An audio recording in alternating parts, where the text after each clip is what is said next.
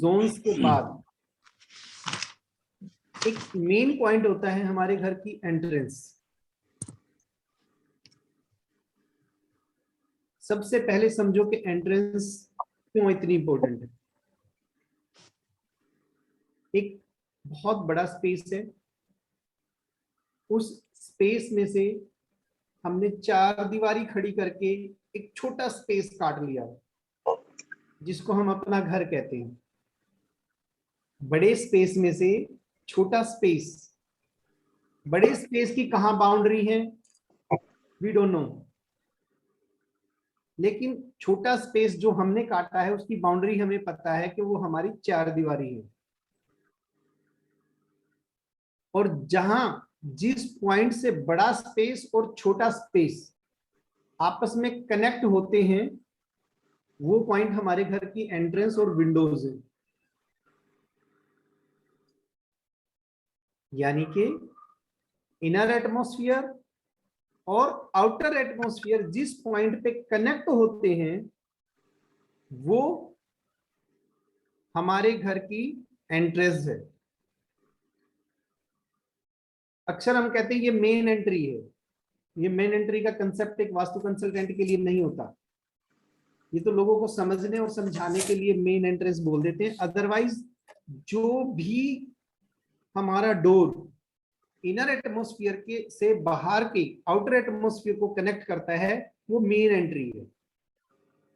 इसीलिए किसी भी घर में जाएंगे तो जितनी भी ऐसी एंट्री हैं जो इनर स्पेस और आउटर स्पेस को कनेक्ट करती हैं सबका ध्यान देना है, वेदर इट इज डोर और विंडो। किसी पे भी हमने नेग्लेक्ट नहीं छोड़ना किसी को भी। अगर ये डोर और विंडो गलत डायरेक्शन में है तो अपने को इनको करेक्ट करना है।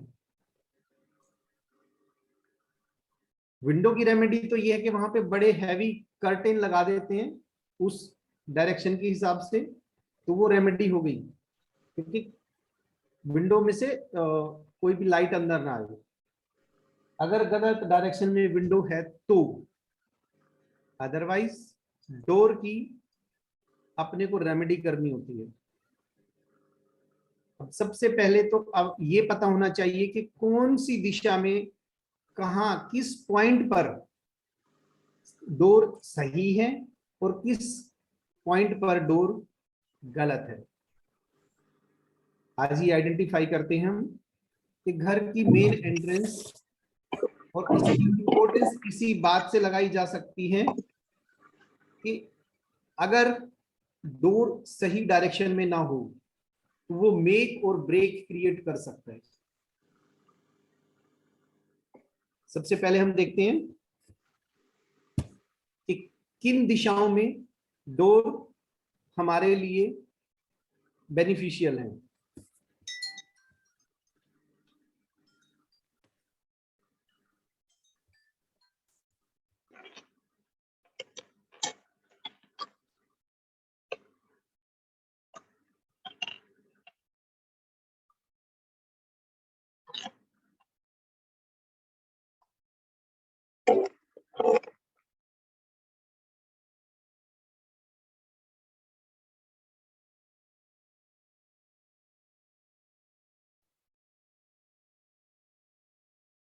स्क्रीन आ गया है अपना, okay. Vastu breathing life into space, alignment थोड़ा सा ठीक देंगे।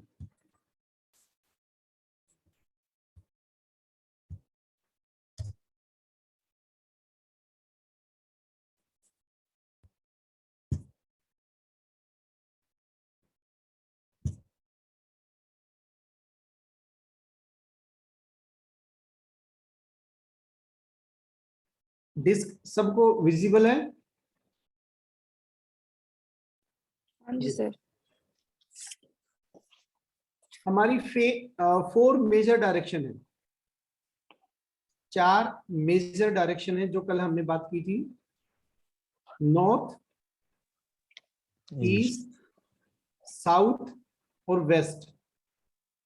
इन चारों दिशाओं में कुछ ऐसे पॉइंट हैं, अगर वहां पे हमारा मेन डोर यानी कि डोर आ जाए तो लाइफ में पॉजिटिविटी का लेवल वैसे ही बढ़ा रहेगा।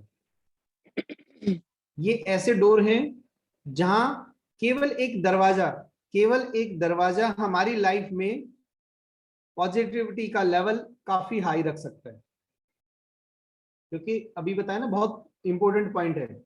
जैसे सांस हम लेते हैं तो सांस नाक से भी ले सकते हैं, मुंह से भी ले सकते हैं, लेकिन मुंह से सांस लेंगे तो पता है कि बहुत कुछ अंदर चला जाएगा और बहुत जल्दी टीबी जैसी प्रॉब्लम्स होनी शुरू हो जाएंगी। तो प्रॉपर सिस्टम से, यानी कि प्रॉपर हमारे घर के अंदर जो एयर आए, लाइट आए, वो कहां से आए, ये वास्तु ने विशेष तौर पर डिफाइन किया हुआ है। सबसे पहले हम बात करते हैं कि एंट्रीज कितनी होती हैं। मैक्सिमम एंट्रीज जो पॉइंट है हमारे, वो 32 हो सकते हैं। 32 एंट्री पॉइंट हो सकते हैं किसी भी घर के। अब किसी के यहाँ एक एंट्री है, किसी के 2 एंट्री है, किसी के 5 एंट्रीज है बड़े घरों में। अब उन एंट्रीज को हम किस तरीके से देखेंगे, आज ये डिस्क में मैं बताता हूं। नॉर्थ साइड जितनी भी एंट्रीज है डिस्क में, देखो नॉर्थ वेस्ट दिख रहा है आपको कर्सर? यहां पे नॉर्थ, ये डिवाइडिंग पॉइंट है हमारे नॉर्थ का। नॉर्थ वेस्ट यानी कि एक साइड नॉर्थ, एक साइड वेस्ट। तो नॉर्थ वेस्ट में जब हम नॉर्थ की तरफ जाएंगे तो N1 लिखा हुआ है, N1। करुणा जी N1 दिख रहा है? ये आपके जी डेस्क पे भी है। राधिका क्लियर है? हाँ जी सर। ओके। ये N1 यानी कि नॉर्थ की एंट्रीज यहां से शुरू होती हैं, N1 से। और ये N1, N2, N3, N4, N5, N6, N7, N8, N8 पे जाके नॉर्थ की एंट्रीज फिनिश। इसके बाद यानी कि नॉर्थ ईस्ट में, नॉर्थ ईस्ट का आधा पार्ट नॉर्थ की एंट्री है और आधा पार्ट ईस्ट की एंट्री है। तो वहां से अपने को ईस्ट की एंट्री शुरू हो जाती हैं। जो ईस्ट की एंट्री शुरू होंगी उसमें फिर से वही E4 east, E1, E2, E3, E4, E6, E7, E8, E8 यानी कि साउथ ईस्ट तक। उसके बाद साउथ दिशा शुरू होती है और साउथ की एंट्री शुरू हो जाती हैं। S1, S2, S3, S4, S5, S6, S7, S8, south west में जाके फिनिश। नेक्स्ट साउथ वेस्ट से ही वेस्ट की एंट्री शुरू होती है, जिसमें लिखा हुआ है W1, W2, W3, W4, W5, W6, W7, W8। कौन सी एंट्रीज क्या प्रभाव इंसान की लाइफ में डालती हैं, ये आज हम डिस्कस करेंगे। These are 32 entries. और ये एंट्री पॉइंट मोस्ट इंपोर्टेंट, अगर ये आप डील नहीं करोगे तो वास्तु को डील नहीं कर पाओगे। सबसे पहले ऑस्पिशियस एंट्रीज जो हैं उस पर चर्चा करते हैं। नॉर्थ साइड कौन सी ऑस्पिशियस एंट्री है, कौन सी शुभ एंट्री मानी जाती है? अभी डिस्क में आपको 2 निशान दिखाई दे रहे होंगे अलग से, N3 के ऊपर, N4 के ऊपर। N3, N4 ये एंट्री नॉर्थ की दिशा में, नॉर्थ डायरेक्शन में ये एंट्रीज ऑस्पिशियस हैं। अगर किसी भी घर में ये दिशाएं खुली हुई हैं, ये दिशाएं आपका एंट्री है, विंडो है, तो ऑटोमेटिकली नॉर्थ के सारे बेनिफिट उस घर को मिलेंगे। मोस्ट इंपोर्टेंट एंट्री है। अगर किसी का N3 अगर किसी का N3 एंट्री है प्रॉपर्टी एनहेंस होती है, घर में सुख शांति समृद्धि आती है। N4 है तो सेम, आदमी लाइफ में उन्नति करेगा ही करेगा, पैसे की कमी नहीं रहनी, मनी फ्लो हमेशा रहेगा। इसके अलावा नॉर्थ में इंसान क्रिएटिव रहेगा, विशेष बहुत जल्दी पूरी होंगी। कुल मिला के नॉर्थ की ऑस्पिशियस एंट्री है ये N3 N4। इसके बाद नॉर्थ में दूसरी जो ऑस्पिशियस एंट्री मानी जाती है, दो ऐसी एंट्री हैं, अपने को खोलनी नहीं है लेकिन हैं तो एक्सेप्टेबल हैं। अपने को वो दो एंट्री खोलनी नहीं है। अगर किसी की एंट्री नॉर्थ में है और नॉर्थ में N3 N4 है तो बहुत बढ़िया, अगर नहीं है तो वहां खुलवा दो। लेकिन ऐसी दो एंट्री हैं, अगर वे हैं तो बंद नहीं करवानी और नहीं है तो खुलवानी भी नहीं है। वो एंट्री है N5 और N8। N5 N8। अब ऐसा क्यों कि हैं तो बंद नहीं करवानी लेकिन खुलवानी भी नहीं है, रेमेडी के तौर पे ऐसा नहीं कि इसको खुलवा दें हम। उसके पीछे रीजन ये है कि N5 में जिसकी एंट्री है उसको धन भी मिलेगा, पैसा भी मिलेगा, शौहरत भी मिलेगी, सब कुछ मिलेगा, लेकिन बाप बेटे के उस घर में रिलेशन खराब होने लगेंगे। इसीलिए इस एंट्री को खुलवाते नहीं है, क्योंकि ये 100% फुल प्रूफ नहीं है। अब बात करते हैं N8 की। N8, अगर N8 में एंट्री है, लगभग ठीक मानते हैं इसको, क्योंकि मनी फ्लो हमेशा ऐसे घर में जरूरत है। बैंक बैलेंस खराब नहीं होता, बैंकिंग हमेशा अच्छी रहती है ऐसे इंसान की, पैसा आएगा ही आएगा।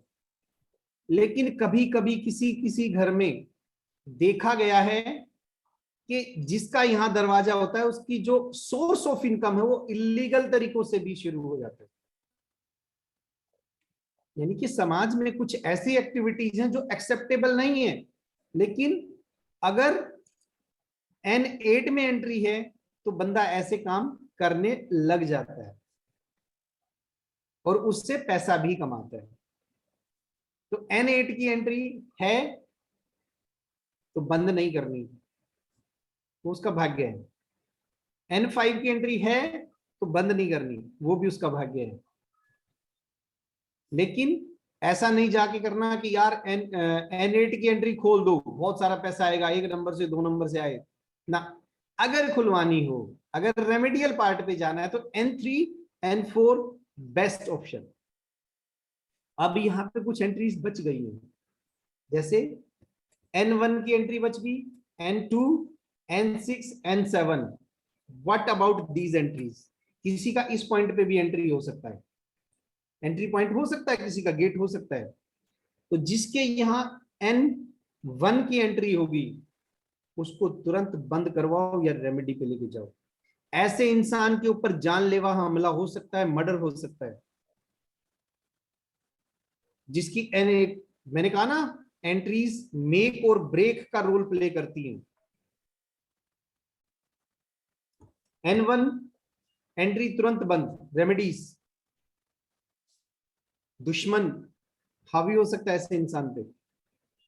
N2 की जिसकी एंट्री होती है उस पे बहुत जल्दी उस घर को नजर लगेगी, उन लोगों पे नजर लगेगी, उनको तंत्र तक हो सकता है।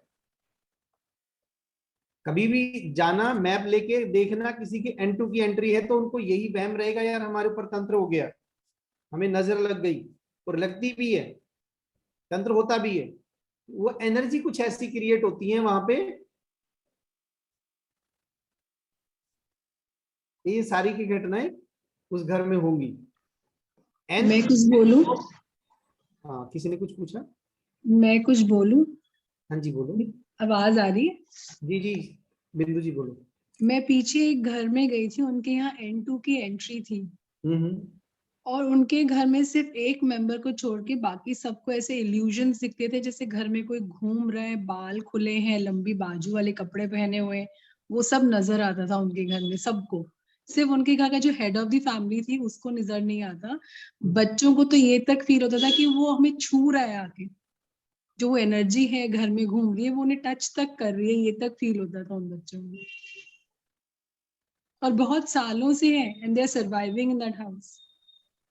एग्जैक्टली। N2 की मेन एंट्री N2 की है उनके घर में, हम्म। लेकिन उसके पापा मानते नहीं है तो they are not ready to go for remedies. Okay. हाँ जी, जो नहीं मानते उनका हम कुछ नहीं कर पाएंगे। एग्जैक्टली। अब N1 की एंट्री का मैं बताता हूँ। मेरे एक मित्र हैं, उनके ब्रदर, उनके उनसे तो छोटा एक ब्रदर है, उससे एक छोटा और ब्रदर है, उनकी N1 की एंट्री थी। और अभी 2 साल पहले उसके सर में गोली मारी किसी ने, केवल किस लिए? फोन छीनने के लिए, यानी कि मर्डर हो गया। तो कितनी खतरनाक है ये एंट्रीज। राहुल, राधिका, करुणा जी, अब प्लीज देखो कि एंट्रीज कितना मोस्ट पार्ट है, ये कितना इंपॉर्टेंट पार्ट है एंट्रीज का। जी। N1, N2, N3, अगर ये इतनी घातक नेगेटिव में N1 N2 है तो N3 N4 उतनी पॉजिटिव है। N5 का मैंने बताया सब कुछ पॉजिटिव है, बट फादर और सन के रिलेशन खराब होने शुरू हो जाएंगे। N6, घर के लोगों का अजीबोगरीब व्यवहार होता है। जिसकी N6 की एंट्री होती है वो बड़े फ्रेजाइल में माइंड के होते हैं लोग। उस घर में रहने वाले लोगों की ना कोई भरोसा नहीं करना, किस टाइम क्या स्टेटमेंट दे दे, कैसा व्यवहार कर दे, कुछ नहीं पता। और N7 एंट्रीज में घर की जो लड़कियां होती हैं वो घर की परंपराओं से परे व्यवहार करती हैं, यानी कि मन मर्जी से रहती हैं। मेरे पास बहुत सारे ऐसे एग्जाम्पल हैं। देखो, बच्चे आजकल ऑलमोस्ट इंडिपेंडेंट हैं। अगर वो फाइनेंशियली इंडिपेंडेंट नहीं तो एटलीस्ट अपने डिसीजन खुद अपनी मर्जी से लेते हैं। It's okay, good. बट अगर वो डिसीजन अपनी मर्जी से लें और डिसीजन ऐसे ले जिससे समाज में बदनामी हो, वो पेरेंट्स को ओवरकम करें हमेशा, वो भी तो ठीक नहीं। ये इस तरह की घटनाएं उस घर में होती हैं जिस घर में N7 की एंट्री होती है। नॉर्थ साइड सारी कंप्लीट हो गई। N1 N2, N1 दुश्मन से खतरा, N2 तंत्र होने का खतरा, N3 N4 N5 गुड, 5 में थोड़ा सा रिलेशनशिप खराब, 6 स्टेबल माइंड के लोग नहीं, 7 फीमेल जो लड़कियां हैं, घर की जो लड़कियां हैं उनसे प्रॉब्लम है। N8 मनी फ्लो अच्छा होगा, बट कई बार देखा गया है कि वहां पे सोर्स ऑफ इनकम थोड़े से गलत दिशाओं में हो जाते हैं, यानी कि इलीगल सोर्स ऑफ इनकम होते हैं। इसके बारे में किसी को कुछ जानना है, नॉर्थ की एंट्रीज के बारे में?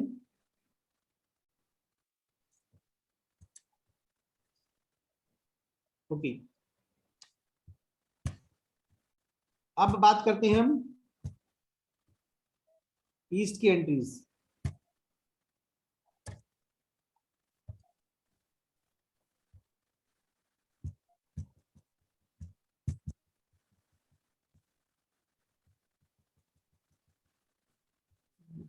थोड़ा सा ईस्ट एंट्रीज।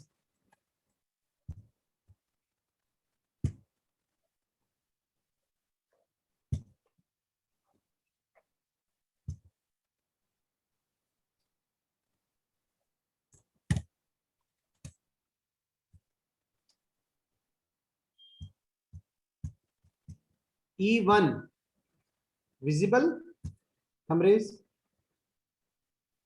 ठीक है। E1 से शुरू है, यानी कि नॉर्थ ईस्ट दिशा में, नॉर्थ ईस्ट का जो आधा हिस्सा है ये,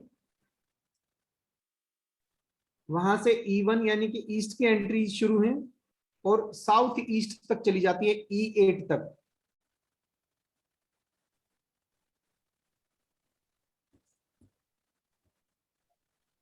E1 सबसे पहले ऑस्पिशियस की बात करें हैं, अच्छी एंट्रीज की बात करते हैं। E3 E4, E3 E4 ये एंट्री अगर किसी घर में है तो वो शुभ एंट्रीज आ जाती हैं, वो एंट्रीज शुभ एंट्री होती हैं, यानी कि अच्छी एंट्रीज होती हैं। लेकिन अगर किसी के घर में E1 की एंट्री है,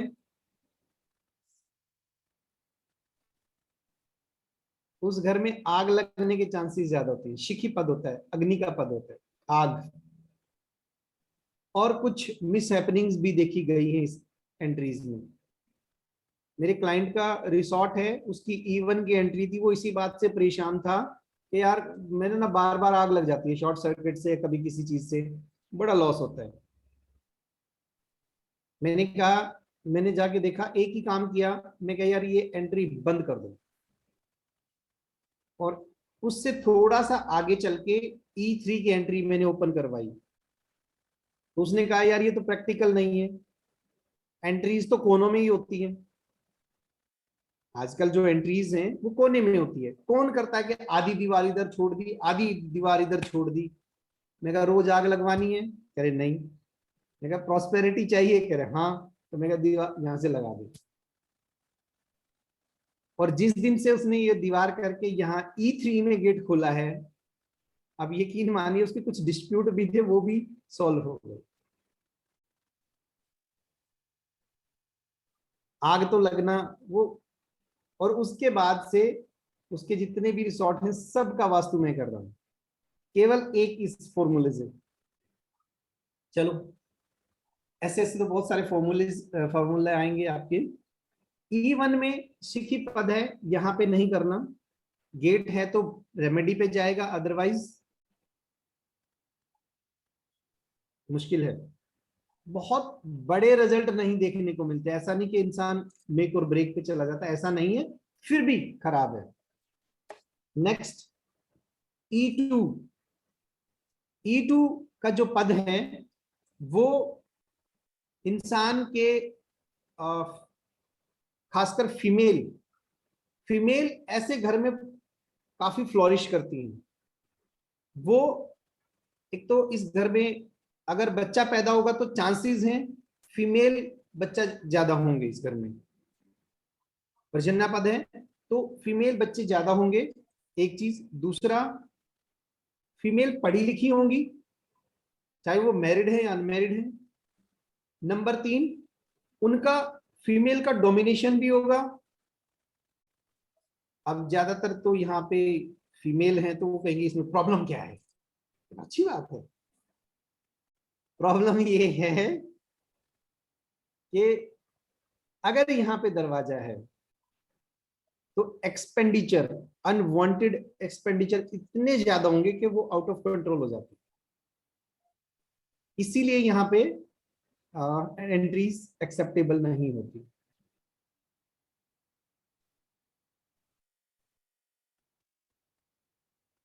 इसके बारे में मैं एक चीज और बताता हूं। ये पर्जन्य पद सृष्टि की संरचना में, यानी कि नेचर के क्रिएशन में ये बहुत इंपॉर्टेंट रोल प्ले करता है। जितनी भी चीजों का जन्म होता है ना, पैदा होती है, उसके लिए पर्जन्य पद का बहुत बड़ा रोल है। एडवांस क्लासेस में इन्हीं पदों पे हम बात करेंगे, लेकिन अभी इतना जानो कि यहाँ पे अगर एंट्री है तो फीमेल का डोमिनेशन होगा, फीमेल पढ़ी लिखी होंगी, बट साथ के साथ अनकंट्रोलेबल एक्सपेंडिचर्स भी होंगे। E3 में जिसकी भी एंट्री है वो इंसान समाज में हमेशा जीत की तरफ खड़ा होगा, हर पार्ट पे जीतेगा वो। E4 में है, ये इंद्रपद है, ऐश्वर्य जिंदगी में रहेगा। E5 में जिसकी एंट्री है, male head of the family को हमेशा गुस्सा आएगा। E3 E4 का मैंने बहुत ज्यादा एक्सप्लेनेशन नहीं दिया, क्योंकि वो तो है ही पॉजिटिव। वो कर दिया तो मान लो आपने तीर मार दिया, ब्रह्मास्त्र है, चला दिया, निशाने पे जाएगा ही जाएगा। बट E5 सूर्यपद, E5 में जिसका एंट्री है, वो इंसान पड़ोसियों के घर में क्या हो चल रहा है इसकी बड़ी ताक झांक करता है। पड़ोसियों से नहीं बनती ऐसे इंसान की, क्योंकि अपने घर में क्या चल रहा है इतना नहीं पता, पर पड़ोसियों के क्या घर में क्या चल रहा है सब कुछ पता होना चाहिए। गुस्से वाला होते हैं ऐसे लोग, घर के लोग। मेल हेड ऑफ फैमिली खासकर गुस्से वाला होगा, तो ये खराब एंट्री है।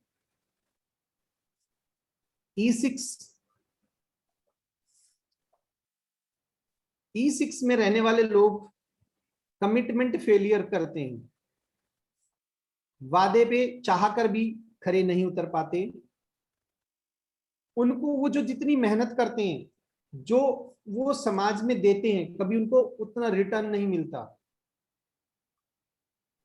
बहुत अच्छे लोग भी होंगे तो भी उनको वो है ना एक रिकॉग्निशन वो नहीं मिल पाती, रिटर्न इतने अच्छे नहीं है उनके लिए। कभी कभी सुना होगा ना, यार हमने तो पूरी जिंदगी दूसरों का ये किया लेकिन हमें बदले में कुछ नहीं मिला। और हकीकत में लोग, मैंने देखा है कई लोग ऐसे अच्छे होते हुए भी, सब कुछ अच्छा करते हुए भी, कहीं ना कहीं किसी न किसी पार्ट पे जाके वो उनके गले उल्टा ही कुछ डल जाता है। अपने वर्क प्लेस पे या कहीं पे यूं कहें कि जहां पे उनको लगना चाहिए कि लक की जरूरत है, तो वहां पे भी उतना उनको रिटर्न्स नहीं मिलते, ना केवल फाइनेंशियल बल्कि रिस्पेक्ट के भी, या यूं कहो कि रिलेशनशिप में भी नहीं मिलते इतने रिजल्ट्स। E7 की एंट्री है, तो कई बार E7 की एंट्री में देखा है लोगों के व्यवहार बहुत क्रूवल, क्रूवल मतलब फायरी व्यवहार हो जाते हैं। एक ऐसा व्यवहार जो कि जिसको ना जघन्य अपराध, कई बार ऐसे लोग जघन्य अपराध तक भी कर जाते हैं।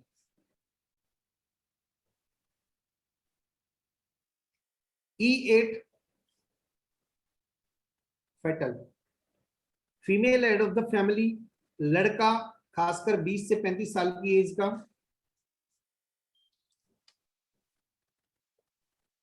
दुनिया भर के लिटिगेशन, कोर्ट कचहरी जिसको बोलते हैं, घर में गुस्सा, ये सारी की सारी चीजें यहां से आती हैं। E8 और E1 का दरवाजा, S1 का दरवाजा किसी भी हालत में घर के लड़के के लिए ठीक नहीं होता। E7 एक बार दोबारा बता दीजिए। E7 लोगों का कुछ पेक्युलियर बिहेव हो जाता है, और खासकर हिंसा के मामले में।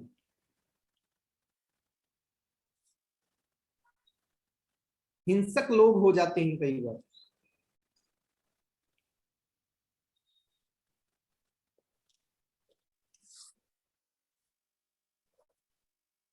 अब इनमें एक चीज और मैं बताता हूं कि किसी किसी घर में आपको देखोगे, ज्यादातर घर में ये रिजल्ट ऐसे ही मिलेंगे, ज्यादातर में।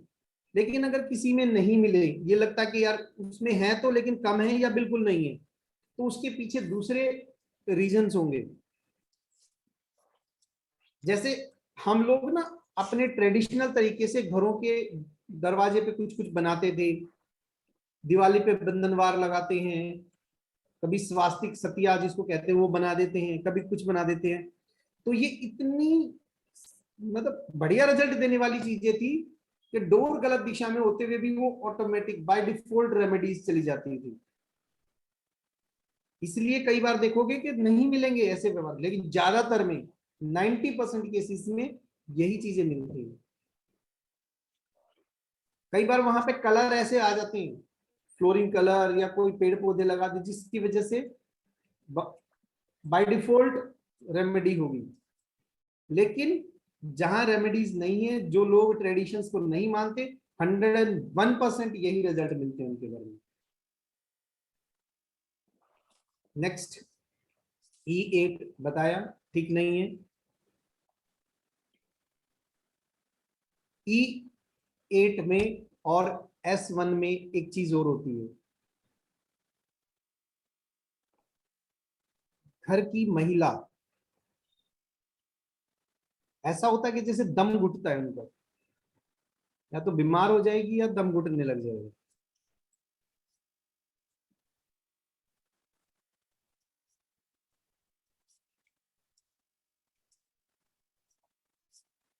S1 भी लड़के के लिए मैंने बताया, जो 20 से 35 साल की एज का लड़का है, वो उनके लिए ठीक नहीं है ये।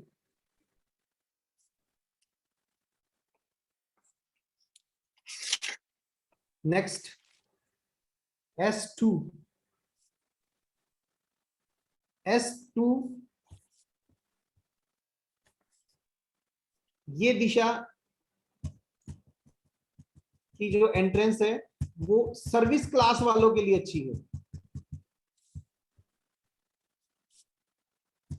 सर्विस क्लास के कुछ लोग होते हैं ना, जो नौकरी कर रहे हैं, S2 में नौकरी करने वालों के लिए तो ठीक है यहाँ गेट, बाकी किसी के लिए ठीक नहीं है। और अगर कोई नौकरी भी कर रहा है, गेट यहां पर नहीं है तो खुलवाना नहीं बिल्कुल भी, क्योंकि ये दास्ता का, गुलामी का प्रतीक है।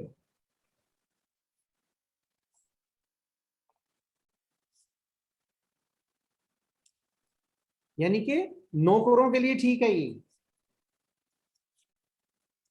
और जो इंसान सर्विस कर रहा है, इट मीन्स वो नौकर है,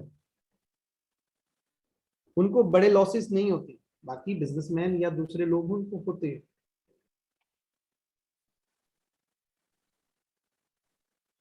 S3, जिसका ये S3 का गेट है ना, उस घर के लोग बहुत दिखावे की जिंदगी जीते हैं, दिखावा। ये वितत पद है, वितत यानी कि कलयुग। आज का जो युग है कल युग, इसमें दिखावा बहुत है, शो ऑफ वाले लोग होते हैं। बट ये एनी हाउ एक ऑस्पिशियस एंट्री में इसलिए काउंट करते हैं कि आज की डेट में दिखावे को ज्यादा खराब नहीं मानते। भाई पैसा तो दिखाओ ना, खर्च करो। एक जो छोटा सा इनके लिए ना कॉमेडी बन जाती है। लोग कई बार देखा हो ना, जो ज्यादा दिखावा करे तो वो कॉमेडी बन जाती है। कॉमेडी यानी कि दूसरे लोग मजाक उड़ाते हैं उनका। एक एग्जांपल वैसे ही देता हूं मैं, स्टोरी टाइप प्रकरण देता हूं। अगर कोई इंसान किसी की यहां डेथ में चला गया और डेथ में तैयार होके गया शादी जैसा, यार गलत तो नहीं है, लेकिन वो मजाक का पात्र बन गया ना। या किसी की डेथ में गया और वहां पे जाके बहुत बड़े बड़े अपनी अपनी डींगे हाँक रहा है, तो भी मजाक का पात्र बन गया। तो कुल मिला के कहने की बात यह है कि इस घर के जिसकी यहाँ एंट्री होती है, वो लोग शो ऑफ ज्यादा करते हैं, और उस शो ऑफ के चक्कर में कुछ गड़बड़ हो जाती है, मजाक बन जाते हैं उनके।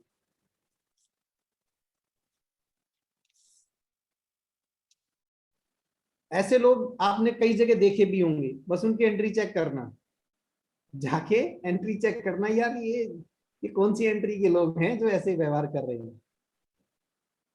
नेक्स्ट S4, बिजनेसमैन के लिए सर्वोत्तम, सबसे बड़ी एंट्री।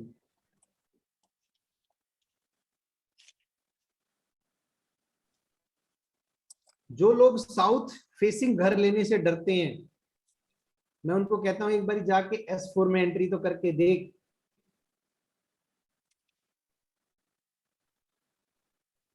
S4 की एंट्री बेस्ट एंट्री मानी जाती है साउथ में। S5, S6, S7, S8,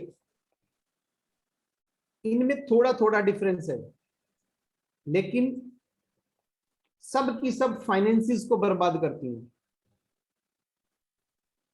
S6, S7, S5, S6, S7, S8। चलो उससे पहले ना S4 के बारे में एक चीज और बता देता हूँ। वो एथिकल तो नहीं है, लेकिन ये एंट्री है तो मैं बता भी देता हूँ।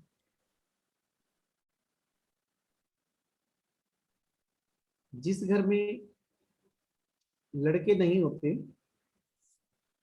एक बार यहाँ की एंट्री खोल के देखना। फीमेल चाइल्ड जहां ज्यादा है, तो एक तो E2 की एंट्री चेक करो, और जहां पे मेल चाइल्ड चाहिए तो S4 की एंट्री खोलो। ज्यादातर चांसेस में, मैं 100% नहीं कह रहा, लेकिन ज्यादातर चांसेस में ये हो जाता है। S4 की एंट्री में मेल चाइल्ड का बर्थ होता है। ग्रहक्षत, लेकिन फिर भी मैंने कहा ना एथिकल तो नहीं है, क्योंकि बच्चा तो बच्चा है, whether it is female child और मेल चाइल्ड। अगर किसी के बच्चे नहीं हो रहे तो आप उसका संज्ञान लो। संज्ञान लो मतलब उस पर काम करो।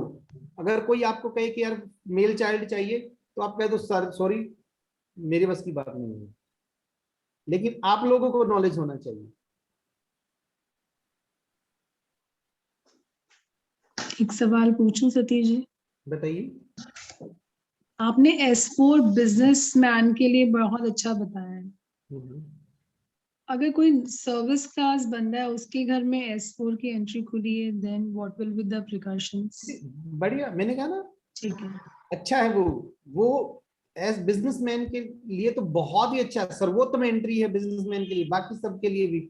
इस पद का नाम अभी मैंने बोला, ये ग्रहक्षत है। ग्रह अक्षत, अक्षत यानी कि न टूटने वाला। अक्षत चावल के लिए भी यूज होता है, चावल, हाँ जी, अक्षत चावल। लेकिन ना टूटने वाला, ये घर को ना टूटने वाला बना देता है।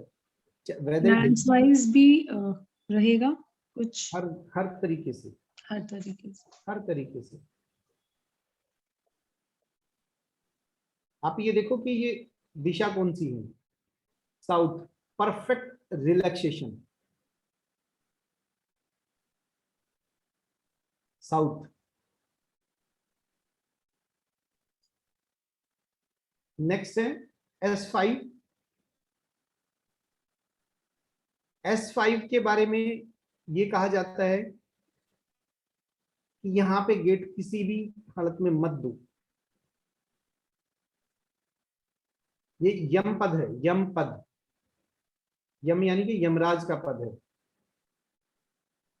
या तो मृत्यु तुल्य बीमारियां, कष्ट, या हकीकत में मृत्यु, तो इसलिए यहाँ पे नहीं होना चाहिए। और फाइनेंसिस भी खराब हो जाते हैं। किसी किसी जगह पे तो ये भी कहा जाता है कि यम पद पे बेड भी मत रखो यार। बट मैं ये कहता हूँ यार, 180 डिग्री है, परफेक्ट रिलैक्सेशन है, तो वो फॉर्मूला मैं आपको नहीं दे रहा, लेकिन इतना कहता हूँ कि गेट नहीं देना यहाँ पे यम पद पे, यानी कि S5। S6 कर्जा करवा देता है, कर्जा, ड्रेनेज ऑफ फंड होते हैं। ऐसे घर के लोग किसी को माफ नहीं कर सकते। S7 पैसा ले लिए तो किसी को वापस नहीं कर सकते, और इनका पैसा किसी ने ले लिया तो वापस नहीं आना। S8 पितृपद, इससे खराब एंट्री नहीं होती। S8 इससे खराब एंट्री नहीं है। अगर पूरे डिस्क में देखा जाए कि सबसे खराब एंट्री कौन सी है, that is S8 and W1, south west की एंट्री।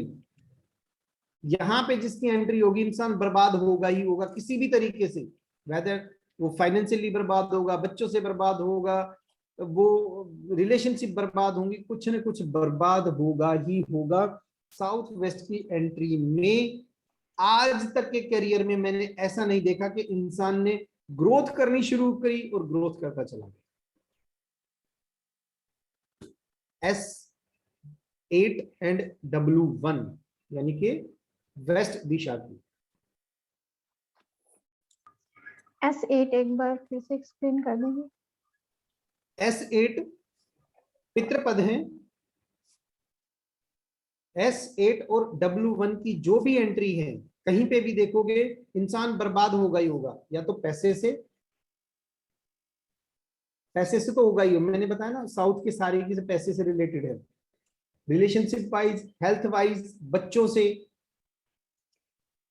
अगर ये दिशा भी खराब होते तो बच्चे मर्डर बन जाते हैं, रेपिस्ट बन जाते हैं उस घर के, लड़के बिगड़ेंगे। बहुत मुश्किल है संभालना।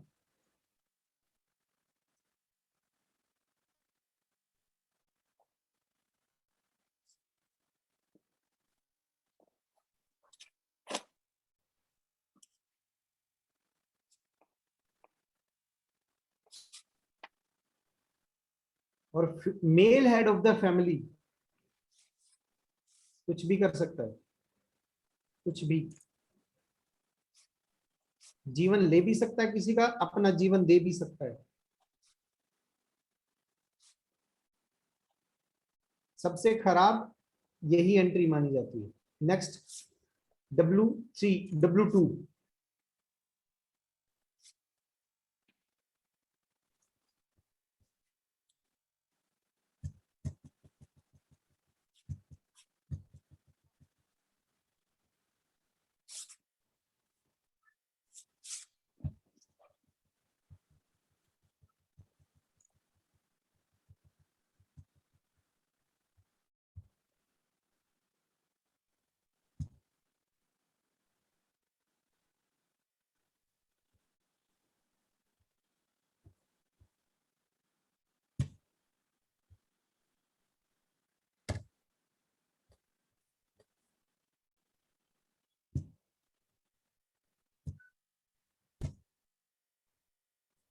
W2 में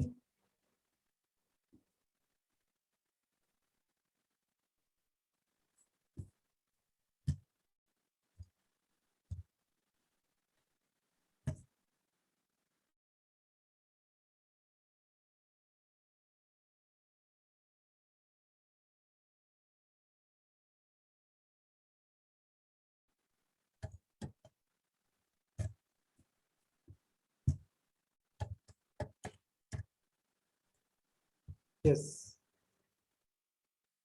W2 ये एंट्री भी अशुभ मानी जाती है। ऐसे इंसान इनसिक्योरिटी में रहते हैं, सिक्योरिटीज बहुत अच्छी नहीं होती, इनसिक्योरिटी में बहुत रहते हैं ये लोग। W3 अच्छी एंट्री, प्रॉस्पेरिटी की एंट्री। W4 की एंट्री में ये कहा जाता है कि इंसान ऐसी उन्नति करता है कि दूसरे लोग उसको एग्जाम्पल सेट मानते हैं, वो दूसरों के लिए एग्जाम्पल सेट करता है, प्रॉस्पेरिटी आती है, हकीकत की प्रॉस्पेरिटी। W4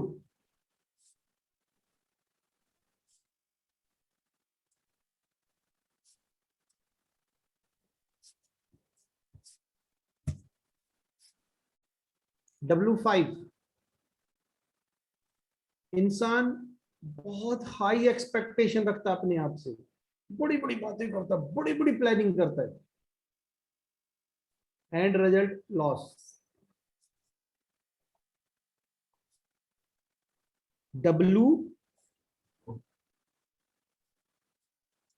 5 में इंसान बहुत बड़ी बड़ी बातें करता है, एक्सपेक्टेशंस बहुत हाई होती है अपने आप से भी। जिसकी W5 की एंट्री हो, बड़ी बड़ी बातें कर रहा हो, तो उसको कहना रुक भाई, रुक रुक रुक रुक रुक, जरा इसको बंद कर दूंगा। फिर उससे बात करना 1 महीने 2 महीने बाद, फिर कहेगा नहीं यार वो रियलिस्टिक बातें नहीं थी, ये जादू जादू होगा ये। W6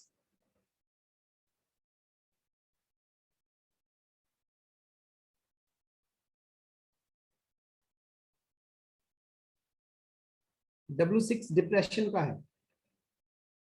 जिसकी W6 की एंट्री होती है वो लोग उस घर के लोगों में से ज्यादातर डिप्रेशन ही नहीं रहते।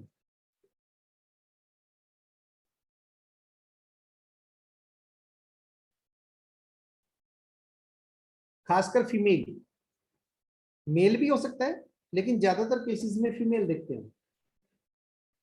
W7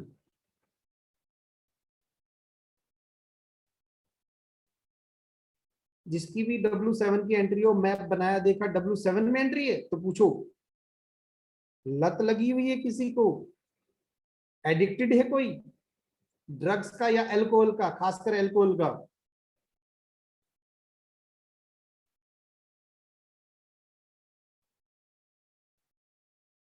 और उसके पीछे बहुत बड़ा रीजन एक ही होता है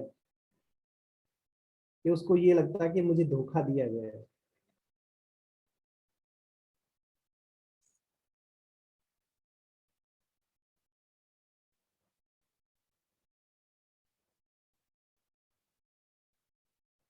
एडिक्शन होती है W7 एंड W8 इंसान को पैसे चाहिए चाहे कैसे भी आए, सट्टा खेल सकता है वो, ऐसा इंसान कुछ भी कर सकता है पैसे के लिए, कुछ भी। ही वॉन्ट मनी, बस कैसे भी आए वो मनी।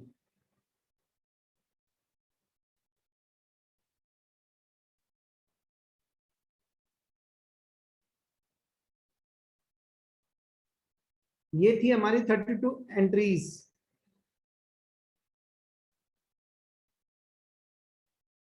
और एंट्रीज और इंसान का बिहेव बहुत नजदीक का रिश्ता है। उस घर के लोगों के व्यवहार के बारे में ज्यादातर चीजें एंट्रीज से पता चल जाती है। अब मैं थोड़ी सी कुछ और बातें करूंगा आपसे। सबसे पहले बात आती है कि हम वास्तु कंसल्टेंट बनने जा रहे हैं, वास्तु करेंगे किसी का, तो हम कैसे होने चाहिए। वास्तु एक ऐसी विद्या है, ऐसा नॉलेज है जो हर व्यवहार का इंसान, ऐसा नहीं कि इंसान अपना व्यवहार कुछ भी रखे और दूसरों के जाके वास्तु करे तो वहां रिजल्ट आ जाएंगे, ऐसा नहीं है। वास्तु कंसल्टेंट को शास्त्रों में स्थपति बोला है। स्थपति यानी कि एक स्थपति का गुण कैसे होने चाहिए, एक वास्तु कंसल्टेंट के गुण कैसे होने चाहिए। सबसे पहले एक स्थपति का अपना ऑरा बहुत मजबूत होना चाहिए। जितने भी वास्तु कर रहे हैं उन सबको ध्यान रखना है कि वो लोग डेली मेडिटेशन करेंगे। अगर आप लोग डेली मेडिटेशन करोगे तो कुछ महीनों बाद आपका अपना ऑरा ऐसा होगा कि जिसके घर में जाएंगे तो वैसे ही पॉजिटिव एनर्जी एनहेंस होने लग जाएगी। यार अपना ऑरा नेगेटिव है, किसी का भला कैसे करके जा सकते हैं हम।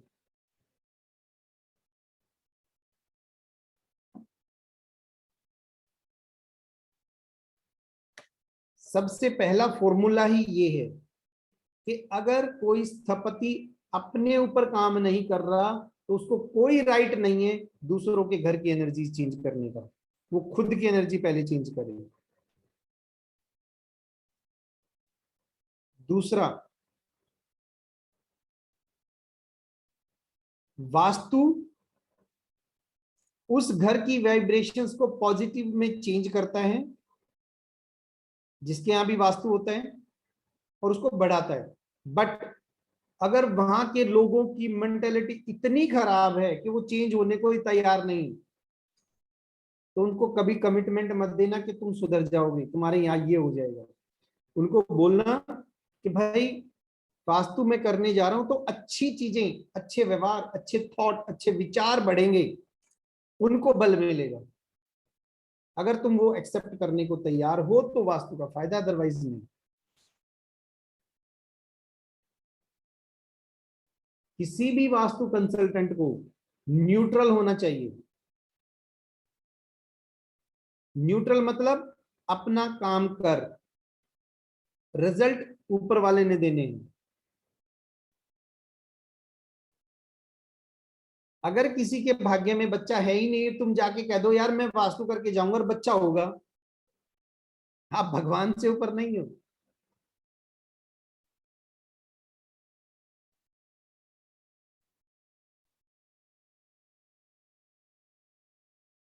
किसी के घर में हम वास्तु करके आए और वहां पे डेथ हो गई, आप कह दो यार मेरा वास्तु करवा लो, मैं जिंदगी में यार डेथ ही नहीं हुई। ऐसा नहीं है, समय पे सबको जाना है। हाँ, अननेचुरल डेथ को आप अवॉइड कर सकते हो। आप जीवन शक्ति बढ़ा सकते हो, किसी की उम्र का 1 घंटा 1 दिन भी नहीं बढ़ा सकते।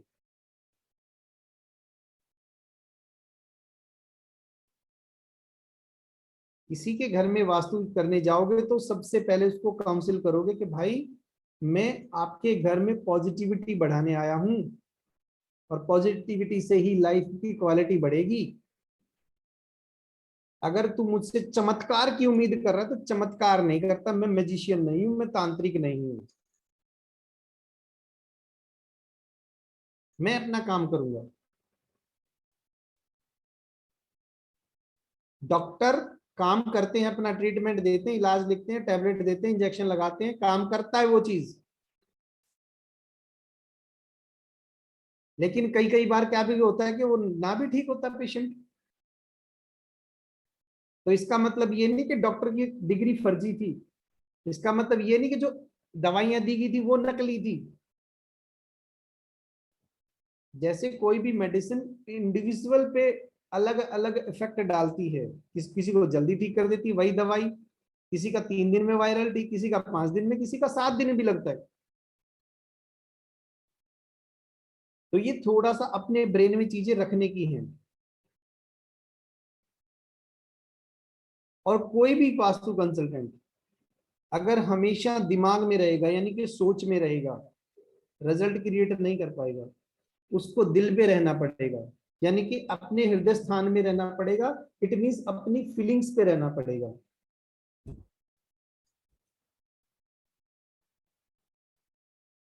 ये विद्या, ये नॉलेज दिमाग का नहीं, बुद्धि का काम नहीं है। वास्तु बुद्धि का काम नहीं है, ध्यान रखना इस बात का। बुद्धि उसमें, उसको सीखने में, करने में लगाएंगे अपन, बट ये बुद्धि के लेवल का काम नहीं है। ये काम चेतना के लेवल का है, हमारे कॉन्शियस लेवल का काम है ये वास्तु। आपके अंदर एक्सेप्टेंस भी होनी चाहिए, आपके अंदर पेशेंस भी होना चाहिए, आपके अंदर वो सारे गुण होने चाहिए जो एक स्थिर व्यक्ति में होते हैं। जीवन में बहुत सारे मौके मिलेंगे आपको। कभी कभी ये भी मिलेगा कि आप सामने वाले से बहुत बड़ी जो अमाउंट कमांड कर सकते हो, वहां पे आपको अपनी चेतना पे रहना है। बहुत बार ऐसा होगा कि सामने वाले बहुत गरीब हैं, अगर आप अफोर्ड कर सकते हो, फ्री में किसी का कुछ नहीं करना, फ्री में बिल्कुल नहीं करना। इसके दोनों एस्पेक्ट हैं, एक तो आपकी एनर्जीज ब्लॉक हो जाती है वहां पे, दूसरा सामने वाले के ऊपर भार चढ़ता है। फ्री में बिल्कुल नहीं करना। और अभी तो शुरुआत है, मनी आपके लिए मोटिवेशन का काम है, but money is the by product of this profession. खूब पैसे लेना यार, खूब पैसे लेना, लेकिन रिजल्ट से बड़े देना। जितने पैसे लो, आपने किसी से 5 लाख रुपए कमांड किए हैं तो 50 लाख का रिजल्ट क्रिएट करके दो। ऐसा नहीं करना कि मैं 1 लाख का रिजल्ट क्रिएट करूंगा, मुझे बस 3,000 रुपए चाहिए। नो, लाखों में फीस कमांड करो, पर रिजल्ट भी उतने बड़े क्रिएट करके दो, नॉलेज भी उसी लेवल का रखो।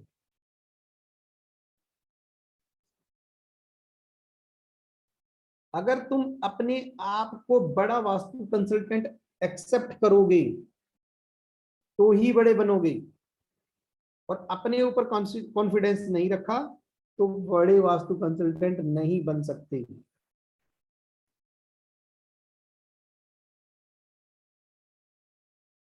कमजोर व्यक्ति कभी भी रिजल्ट क्रिएट नहीं कर सकता। और कंसल्टेंट कमजोर कहां होता है? जब उसको ज्ञान नहीं होता। और ज्ञान के लिए आप लोग हर रोज किताबें पढ़ेंगे। आज से ये प्रण ले लो कि आपको किताबें पढ़नी है, बुक की नॉलेज लेना है। और बुक कैसी होंगी, मेरे से ले लेना कितनी किताबें चाहिए, मैं पीडीएफ आपको भेज दूंगा, बट किताबें रोज पढ़नी है।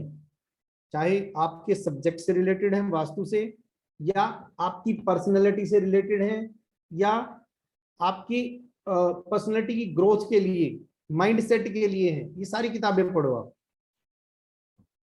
कुछ किताबों का सेट मैं आपके पास उसमें ग्रुप में शेयर कर दूंगा कि ये किताबें जरूर पढ़ो।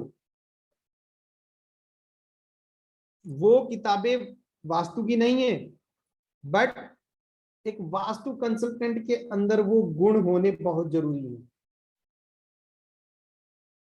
हम ह्यूमन बीइंग्स हैं, हमारी इच्छाएं हैं, हमें कोई चीज अच्छी लग सकती है, कोई व्यक्ति अच्छा लग सकता है, बट आपके अंदर वो ठहराव होना चाहिए कि हाँ यार, मैं जो कर रहा हूं खुशी के लेवल के, ठीक है, आप किसी की खुशी का कारण बनो, आप किसी की लाइफ को वैल्यू ऐड करो, लाइफ को अप करो, पॉजिटिव चेंज क्रिएट करो, लेकिन किसी को यूज नहीं करना। आपका दिल इतना बड़ा होना चाहिए, इतना बड़ा, सब कुछ खुला हुआ। एक स्थपति का दिल इतना खुला हुआ होता है, इतना बड़ा होता है कि वो हर चीज एक्सेप्ट करने को तैयार होता है। चाह कर भी कोई आपको पसंद है या नहीं है, नफरत तो अपने दिल और दिमाग से निकाल के फेंक दो। अपनी डर डर डर तो आपके पड़ोस में भी नहीं रहना चाहिए, आपके अंदर तो छोड़ दो, क्योंकि आप नेचर से अलाइन हो और नेचर आपका रक्षक है।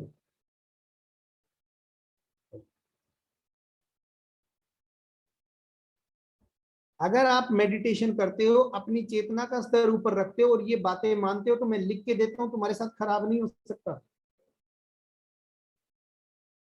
जीवन में कभी खराब नहीं हो सकता, अच्छा ही अच्छा होगा। एक छोटा सा एग्जांपल देता हूं। मेरे यही ऑफिस के बराबर में एक मेरे जानकार थे, उन्होंने अपना मकान बेचना चाहा, तो मुझे बुलाया कि यार ऐसे ऐसे मकान बेचना है। मैंने कहा ठीक है, रेमेडी लगा दी, कुछ टाइम के बाद मकान बिक गया। उनको मकान नहीं मिल रहा था। जब वो मकान बेचना चाह रहे थे, मैंने उनको काउंसिल किया, बताया कि ऐसे मेडिटेशन करो और विश्वास करना सीखो। ये मानो कि हमारे साथ कभी खराब नहीं हो सकता, और जितने भी तुम्हारे रिश्ते खराब हैं उन सबको सेटल कर दो। उसने वैसा ही किया, लेकिन मकान बिक गया। दूसरे मकान में को खरीदना चाह रहे थे, वो नहीं मिल रहा था। बच्चा शादी लायक था उनका बेटा, तो उनकी जो वाइफ थी वो पैनिक होना शुरू हो गई, उसको विश्वास डगमगाने लगा और इतनी डिप्रेस हो गई। एक दिन रात को मेरे पास फोन आया कि दोस्त यार देखना इसका क्या। मैंने देखा उसका मुंह इतना सूजा हुआ, टेंशन में पूरा सूजा हुआ फेस। मैंने कहा भाभी जी क्या हो गया? तेरी पता नहीं, मेरे को तो इतनी टेंशन हो रही है कि मेरा क्या होगा, मेरे बच्चों का क्या होगा, मेरा घर बिक गया, दूसरा घर नहीं है, हम तो बेघर हो गए, ये हो गया वो हो गया। मैंने 5 मिनट 7 मिनट उसकी बातें सुनी।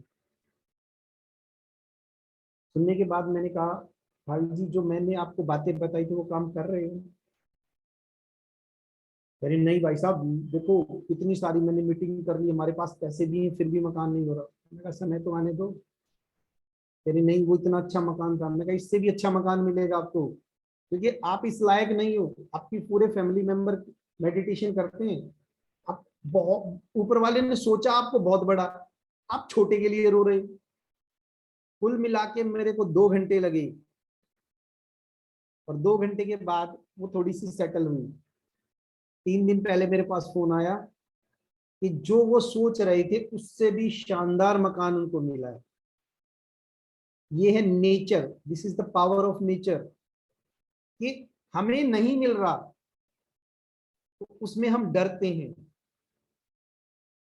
नेचर ने, क्योंकि आप नेचर से अलाइन हो तो आपके लिए नेचर ने बेस्ट सोचा हुआ, बेस्ट। और आप गुड नहीं मिला तो उसके लिए परेशान, और बेटर नहीं मिला तो उसके लिए तो बिल्कुल यार ये क्या हो गया। You are eligible for best. अपनी एलिजिबिलिटी बढ़ाओ, और जैसे ही आप नेचर से अलाइन रहोगे, सम रहोगे, आपका पर्पज ये है कि दूसरे की लाइफ में पॉजिटिव चेंज क्रिएट करोगे। कर पाओ या ना कर पाओ इस चीज पे भी मत जाना। आपका काम है केवल कर्म करना, और कर्म किस सोच के साथ किया गया है ये मैटर करता है बस। आपकी इंटेंशन क्या थी काम करते हुए, वो मैटर करता है। एक स्थपति के लिए, एक वास्तु कंसल्टेंट के लिए केवल और केवल ये मैटर करता है कि जब वो वास्तु कर रहा है तो उसके दिमाग में क्या थॉट चल रहा है।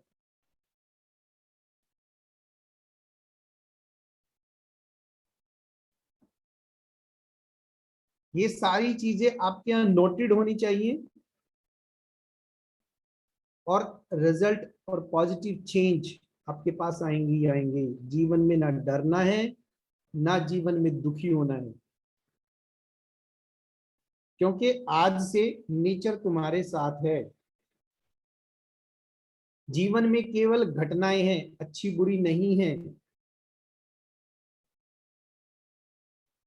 आपका फोकस केवल नेचर से अलाइन होने पर होना चाहिए। यहां नहीं जीना, ये स्थान जीने के लिए अच्छा नहीं है। यहां जीना हृदय स्थान में फीलिंग्स के साथ, रिजल्ट अपने आप आएंगे।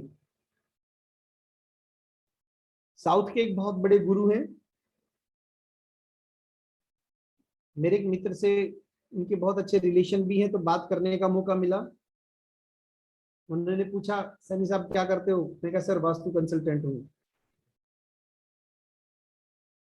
तो उन्होंने कहा कि मेरे आध्यात्मिक जीवन के 50 साल का रहस्य बताता हूं मैं। तो सर 50 साल का एक्सपीरियंस का टॉप सीक्रेट आप मुझे बता रहे हो तो प्लीज बताओ। उन्होंने कहा अगर तुम्हारा ऑरा स्ट्रॉन्ग है, पॉजिटिवली चार्ज्ड है, तो किसी के घर में जाना, डांस करके आ जाना, वहां भी पॉजिटिव रिजल्ट आ जाएंगे।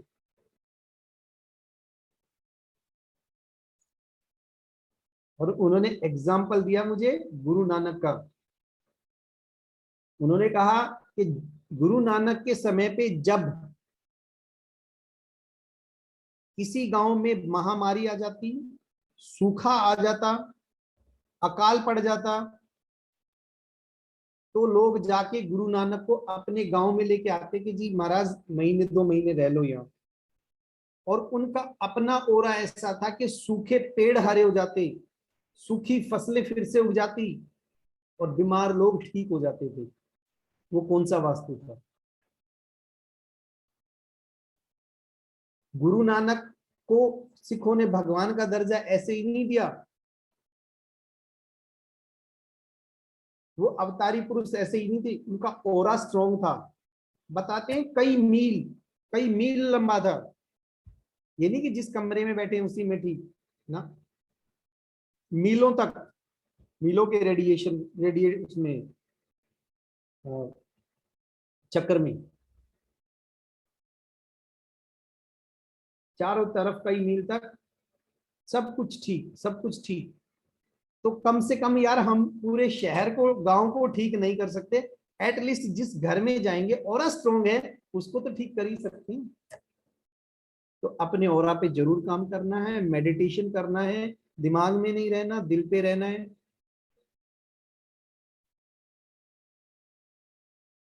हृदय स्थान में रहना है, फीलिंग्स में रहना है। और फीलिंग्स की जो कमांड है वो हमारे सबकॉन्शियस माइंड से है, और सबकॉन्शियस माइंड कॉन्शियस माइंड की आज्ञा मानता है। तो यानी कि अपना जो दिमाग है ना, इसमें जो इंफॉर्मेशन डालते हैं वो सारी की सारी इंफॉर्मेशन आज के बाद ध्यान से डालना। और वो इंफॉर्मेशन डालने के लिए अच्छी बातें सुनो, अच्छी किताबें पढ़ो, अपने काम को फोकस के साथ करो, प्रेजेंट में रहो। पास्ट इज डेड, जो हमेशा गिल्ट लेके आता है। फ्यूचर इज टेंशन, जो हमेशा इंसान को कॉन्शियस रखती है। प्रेजेंट इज हैप्पीनेस, अभी प्रेजेंट में रहो, हमेशा प्रेजेंट में रहना, इंटेंशन अच्छी रखना। और दोस्त, अगर थॉट प्रोसेस अच्छा है, इंटेंशन अच्छी है, पर्पज अच्छे हैं, आपकी चेतना का लेवल हाई है, तो जीवन यहीं पे स्वर्ग है, यहीं पे स्वर्ग है।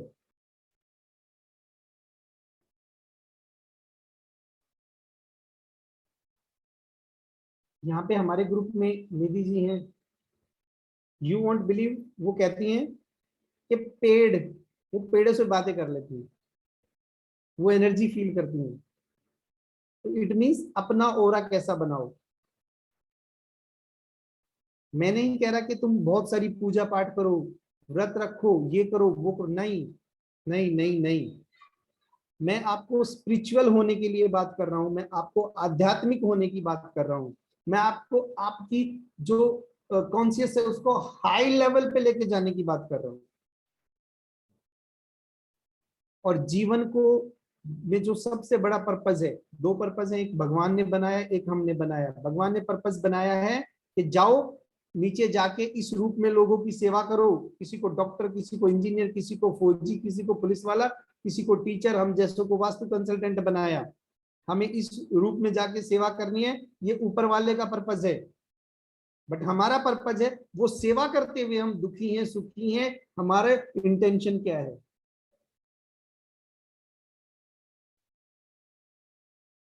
फ्रेंड्स, खूब पैसा कमाना, लेकिन अंदर से खुशियां पहले कमाना।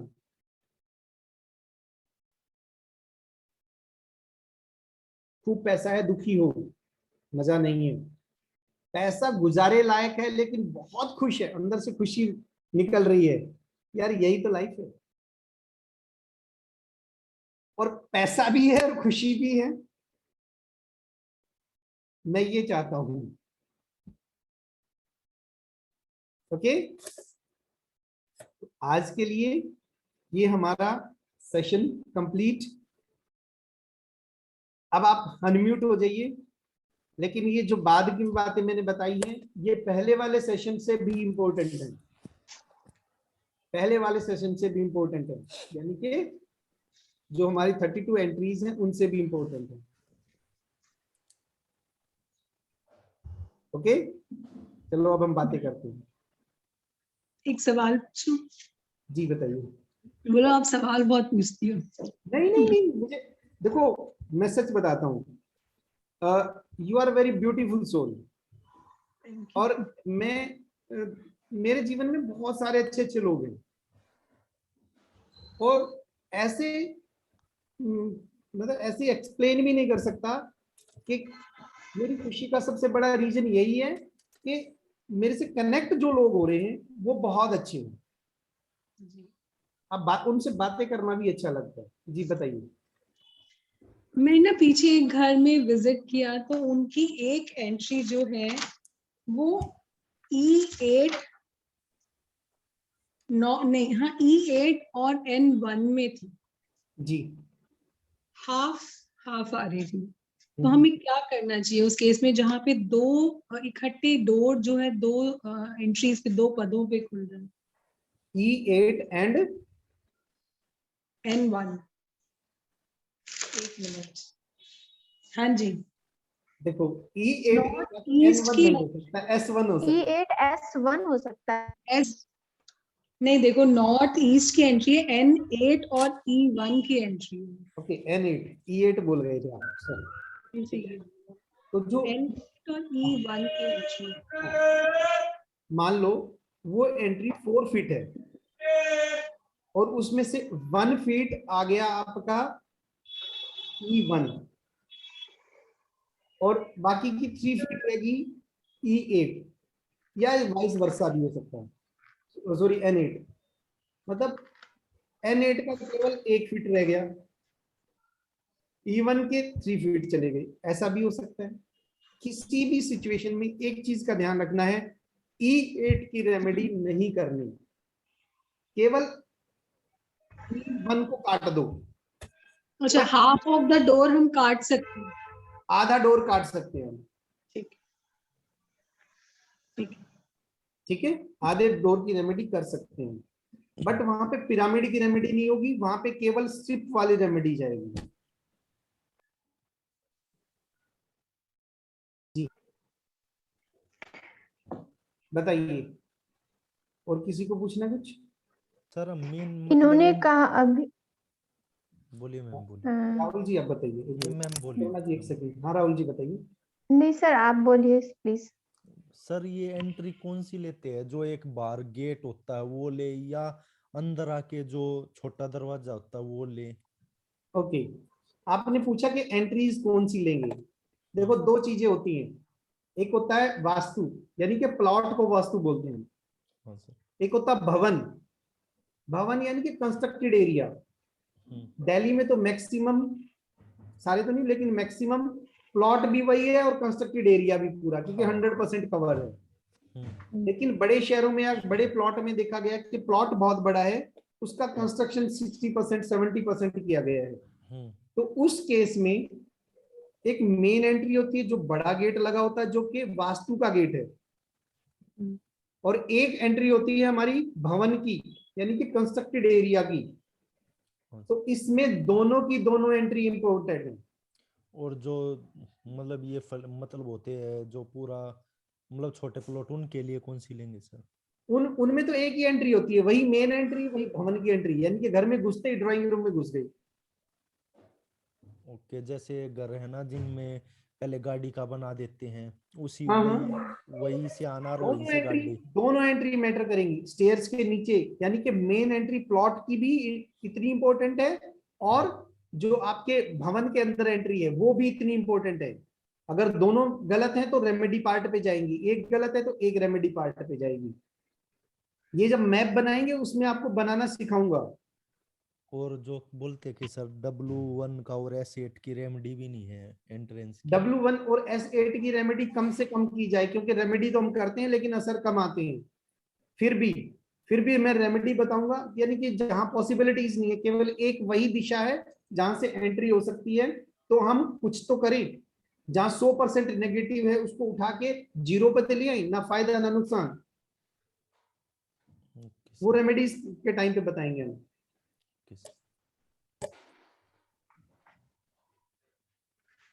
जी हाँ जी, करुणा जी आप बताइए, आप पूछ रहे थे। जी, मैं ये पूछ रही थी कि अभी बिंदु जी ने पूछा था कि N8 और E1 के बीच में उनका डोर था, राइट? जी जी जी, तो N8 में आपने कहा कि इसमें रेमेडी नहीं करनी चाहिए, इसमें लेकिन इसका जो एट्रीब्यूट था वो इलीगल एक्टिविटीज का था कि इसके पर्सन इलीगल एक्टिविटीज के थ्रू मनी फ्लो हो की पॉसिबिलिटी है, और इवन में चांसेस ऑफ फायर है। तो ये दोनों ही गलत है, अगर देखा जाए तो दोनों ही गलत है। इवन की आपने जो लिखा केवल वो याद रहा, लेकिन मैंने जो बोला वो ध्यान नहीं है। उसके लिए रिकॉर्डिंग सुनना, रिकॉर्डिंग में आपको शेयर करूंगा।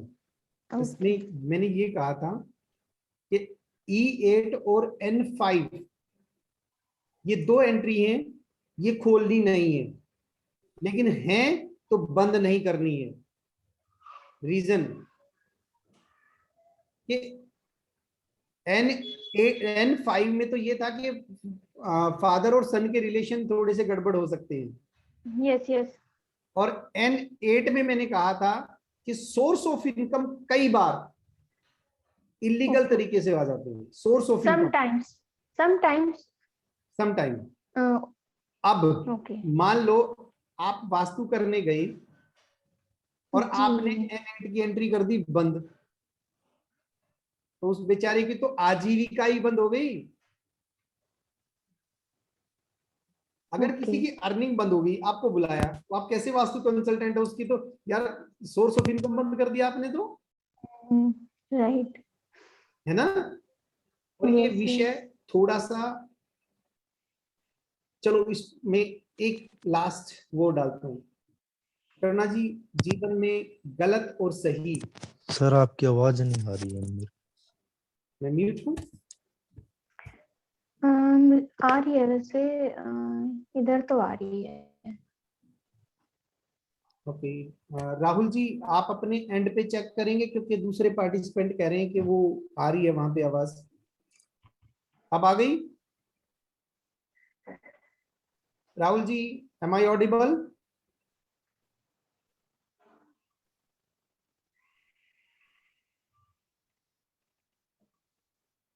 ओके, मैं ये कह रहा था कि जब हम स्पिरिचुअल एस्पेक्ट पे जाते हैं तो सच्चाई ये है कि इस दुनिया में सही और गलत बहुत बड़ी चीजें नहीं है, केवल एंगल है। लाइफ में एंगल है, कहीं पे कोई चीज सही है तो किसी के लिए वो गलत भी हो सकती है। राइट। फॉर एग्जाम्पल एक बिजनेसमैन है, वो टैक्स की चोरी कर रहा है, एथिकली वो हम गलत कहते हैं उसको, गलत है। अब आपको एक मिनट में एक स्टोरी सुनाता हूं। मेरे क्लाइंट हैं, 12,500 वर्कर हैं उसके पास जो उसके यहाँ काम करते हैं। अगर वो बिल्कुल एथिकली काम करे, अकॉर्डिंग टू लॉ काम करे, हर महीने 25 लाख रुपए वो लॉस में जाता है।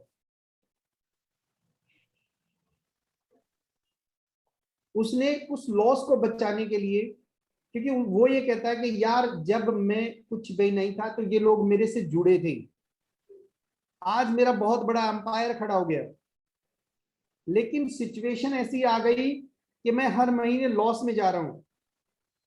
या तो 2-4 साल के बाद मैं ये अपना एम्पायर जीरो कर लूं एथिकली चल के, या मैं कुछ छोटी छोटी चोरियां करता हूं, एडजस्टमेंट करता हूं, जिसकी वजह से मुझे लॉस भी ना हो और इन 12,500 लोगों की नौकरी भी बची रहे, इनका घर भी चलता रहे। राइट। उसने कुछ इनकम टैक्स में हेराफेरी की, 2 लोग डेप्यूट किए गए, भाई मुझे ऐसा करके दो कि बेनिफिट ना मिले तो कम से कम लॉस में तो ना जाऊं मैं, और ना मुझे ये लोग हटाने पड़े, इनके घर की रोटी भी ना बंद हो। तो ये बताइए वो आदमी सही है या गलत? गलत तो नहीं है, सही है। मैं ये कहता हूँ वो ना आदमी गलत है ना सही है। अगर मैं इनकम टैक्स का ऑफिसर होता तो कहता ये गलत कर रहा है, मैं उन 12,000 में होता तो मेरे लिए वो भगवान है, क्योंकि मेरा घर का चूल्हा चल रहा है, और मैं न्यूट्रल होके सेंसिटिव होके सोच रहा हूं तो कहता हूँ ये आदमी ठीक है। आदमी एक है, काम एक कर रहा है, लेकिन व्यू अलग अलग है। तो मैं कह रहा हूं कि मैं कहाँ खड़ा होके सोच रहा हूँ, ये एंगल डिसाइड करता है कि सामने वाला गलत है कि ठीक है। अगर मैं इनकम टैक्स के पॉइंट ऑफ व्यू से सोच रहा हूं, वहां उस सिचुएशन में खड़ा होकर देख रहा हूं, तो मेरा एंगल बन रहा है सामने वाला गलत। अगर मैं उन 12,500 में हूं, वहां से खड़ा होकर देख रहा हूं, मेरा एंगल बन रहा है कि ये तो भगवान है यार, लॉस में जाते हुए भी हमें नौकरी से नहीं निकाल रहा। और जब मैं न्यूट्रल ओके एक सेंसिटिव आदमी की तरह सोच रहा हूं, तो मेरा एंगल बनता है कि यार ये आदमी ठीक है। उस दुनिया में सही और गलत चीजें नहीं है, केवल एंगल्स हैं कि कहां खड़े होके आप देख रहे हो, कहां खड़े होके सोच रहे हो। और रिश्तों में सबसे बड़ी प्रॉब्लम है ये। जिस आदमी को ये समझ आ जाती है ना, तो सबसे पहले वो अंदर से खुश होना शुरू करता है, अपने आसपास खुशियां रेडिएट करनी शुरू करता है कि यार ये तो मैंने कभी सोचा ही नहीं था। ना लेफ्ट है ना राइट है, ना सही है ना गलत है। ओके, तो N8 की एंट्री का यही है कि किसी के घर में जाओगे तो उनके बच्चों को भूखा नहीं मारना अपने को। वो उसका भाग्य पहले ही खुला हुआ है, उसने कमा के ही ऐसे खाना है।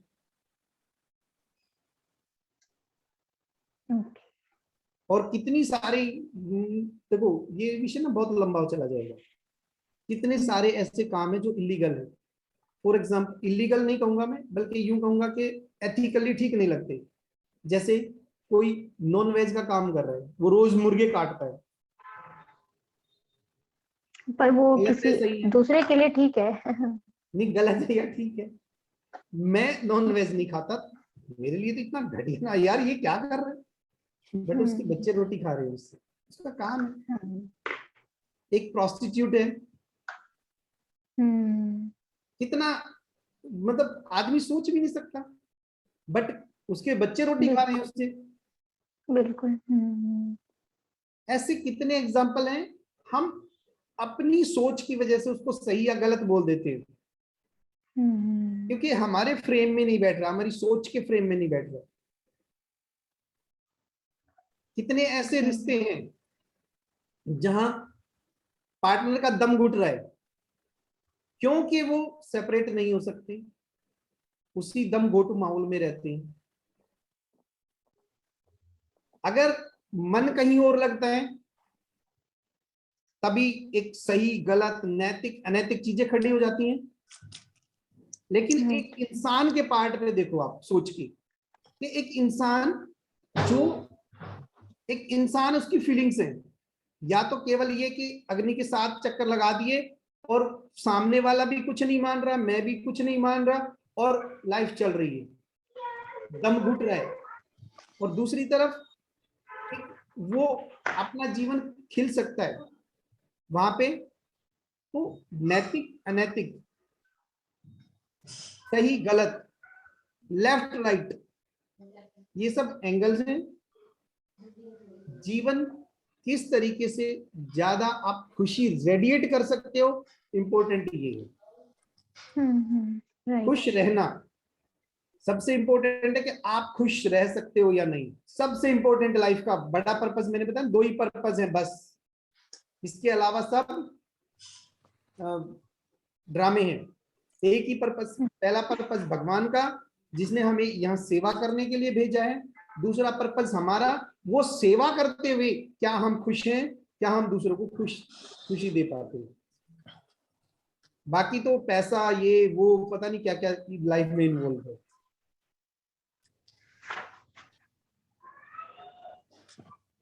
ठीक है जी। जी राधिका, आपको कुछ पूछना है? सर एक चीज पूछनी थी मुझे, जैसे आप बता रहे थे कि घर और प्लॉट, मतलब फॉर एग्जांपल एक प्लॉट है, उसकी फेसिंग साउथ है, बट वहाँ पे जो शेयर वाले लोग हैं वो बहुत सारे हैं। फॉर एग्जांपल ग्राउंड फ्लोर किसी का है, फर्स्ट किसी का, सेकंड किसी का, थर्ड किसी का। तो उस केस में वो कितना असरदार होता है? चाहे वो नेगेटिव चलो। एस्पेक्ट हो या पॉजिटिव एस्पेक्ट। समझ गया? आप फ्लोर सिस्टम की बात कर रहे हो। हाँ फ्लोर सिस्टम एक प्लॉट होता है, उस प्लॉट पे 4-5 मंजिल बना दी जाती हैं। एक हाँ। मंजिल पे कोई आ गया, दूसरी पे कोई, तीसरी पे कोई, चौथी पे कोई, यही बात कर रहे हो? हाँ, बट मेन एंट्रेंस उसकी साउथ से है। सबसे पहले तो अब साउथ और ईस्ट की एंट्री, ये एंट्री करना बंद करो। हाँ। आज से आप ये बताएंगे उसमें S4 की एंट्री है, S3 की एंट्री है, S2 की एंट्री है। साउथ में की सारी एंट्री S1 से S8 तक की सारी एंट्री साउथ की एंट्री है। हाँ जी। उनमें से कौन सी एंट्री है वो आप डिसाइड करोगे। S4 S3 है तो गुड, वैसे ही रिजल्ट। S1 S2 S5 6 7 8 ये सारी हैं तो बंद करो इनको।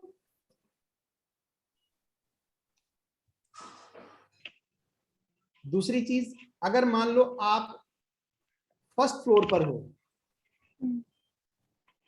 नो डाउट मेन गेट जो प्लॉट का गेट था, आपको उसके नेगेटिव इफेक्ट भोगने पड़ेंगे।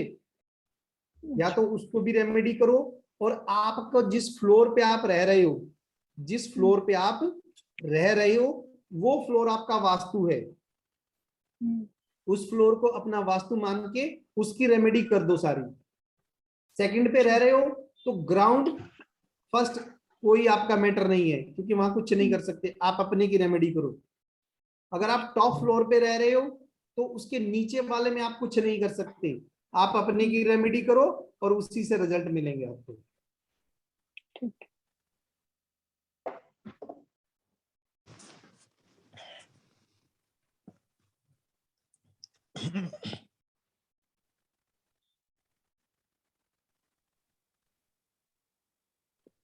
जी, किसी को और कुछ पूछना है? नहीं सर। सर एक चीज पूछनी थी। बोलो। जैसे कोई शॉप खरीदे तो उसकी डायरेक्शन बेस्ट कौन सी होती है, कुछ आइडिया? मम्मी एक्चुअली वो प्लान कर रही थी तो इसलिए। सारी दिशाएं अच्छी हैं। अच्छा।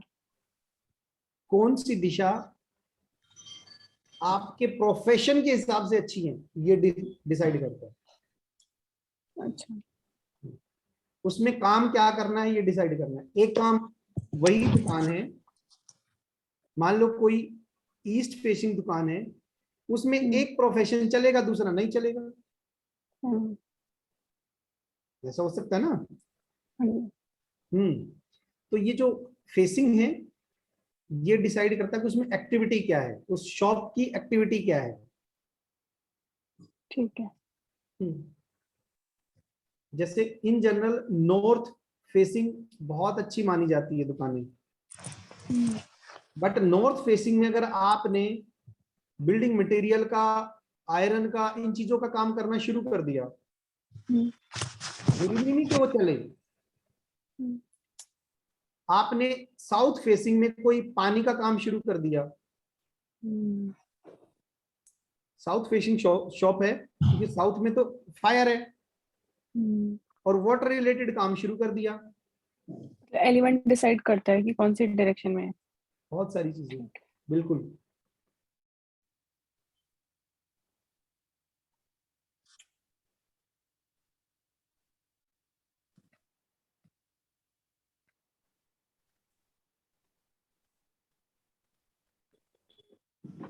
चलो अभी एक्सक्यूज मी, अगर घर है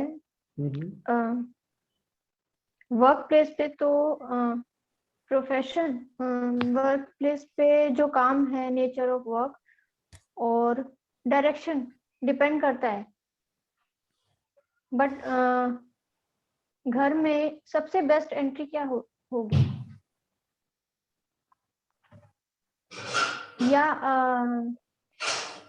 ये घर में कौन से एलिमेंट की एक्टिविटी होती है?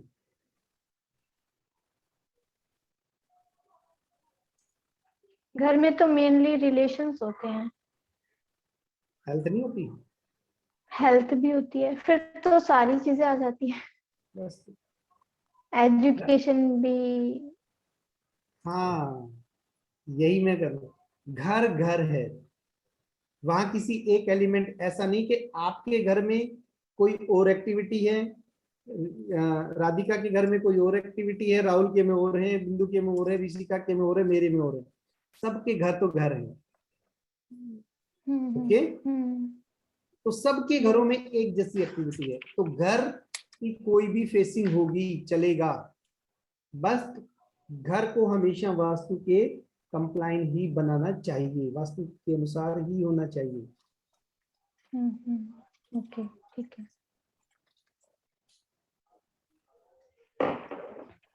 Thank you. ये ना लॉजिकली थोड़ा सा सोचना भी शुरू कर दो इन चीजों पे कि भाई कौन सी चीज, जैसे कहीं जा रहे हैं आ रहे हैं, ये बिल्डिंग इतनी खराब है तो क्यों खराब है। अभी हमने ना एक एक्सपेरिमेंट किया था। एक्सपेरिमेंट तो क्या किया था, मेरे साथी अभी हैं इसमें, ये शायद इसमें निधि जी थी, ऋषिका जी थी, और ये अमित जी भी थे, बिंदु जी आप नहीं थे।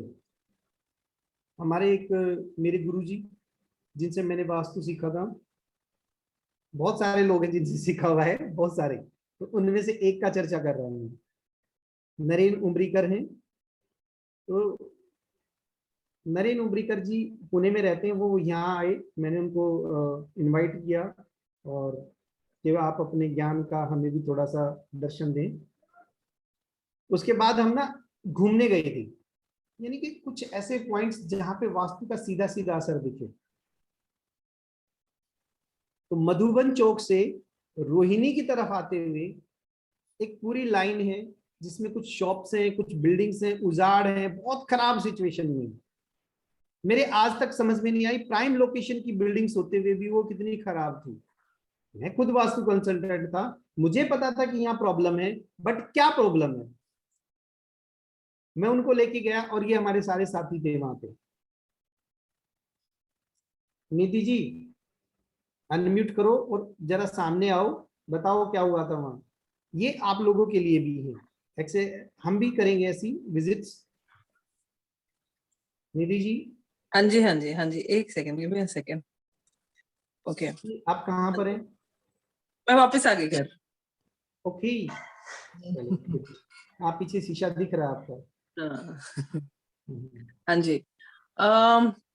तो मधुबन चौक से जब हम रोहिणी की तरफ जाते हैं तो लेफ्ट साइड पे आप देखें तो मोस्टली सारी शॉप्स जो हैं वो बंद हैं, और ऑलमोस्ट ऐसे लगता है जैसे गोस्टली लुक होता है ना, कि पता नहीं कब से बंद है, कब से वीरान, अजीब सी, you go close to them, it's almost like कि थोड़ी हॉन्टेड सी हैं।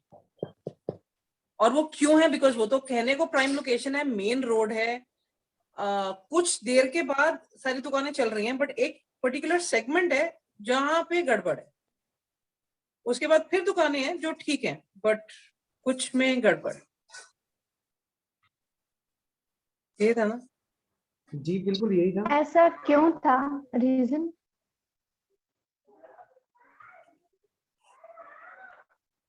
चलो, वहां पे उन्होंने जो मुझे बताया, हमने एक्चुअली, मेरी अपनी भी हिम्मत नहीं हुई कि मैं वहां पे जाके कुछ एक्सपेरिमेंट करूं, एनर्जीज चेक करूं या कुछ भी,